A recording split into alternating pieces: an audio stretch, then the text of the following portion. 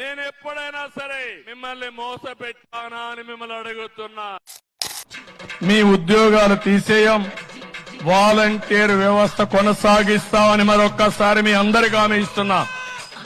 ఉగాది రోజున, పండుగ రోజున తీపి కబురు మీకు అందరికీ ఇస్తాం. 5,000 కాదు, మీకు రాబోయే రోజుల్లో 10,000 రూపాయలు పారితోషికం ఇచ్చే బాధ్యత మాది. 18 నుంచి 59 సంవత్సరాలు వయసుండే నా ఆడబిడ్డలకి, ప్రతి ఒక్క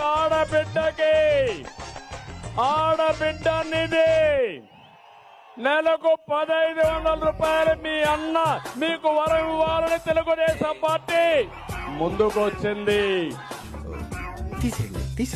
సంవత్సరానికి 3 సిలిండర్లు ఉచితంగా ఇచ్చే బాధ్యత మా కూటమి తీసుకుంటుందని మీ అందరికీ హామీ ఇస్తున్నా.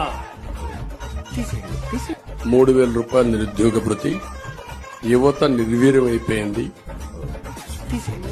కరెంటు ఉచితంగా ఇస్తామని హామీ ఇస్తున్నారు. 10,000 రూపాయలు పింఛన్ ఇవ్వడానికి నేను ముందుకు వచ్చానని ఆడబిడ్డలకి స్మార్ట్ ఫోన్ ఇస్తున్నా. చదువుకునే పిల్లలందరికీ ల్యాప్టాప్ ఇస్తాను. తమ్ముళ్ళు, పూర్తిగా మాఫీ చేసే బాధ్యత తెలుగుదేశం పార్టీ తీసుకుంటా. ఇలాంటి చాలా ఉన్నాయి. ఇంకా దాచాం కుప్పలుగా.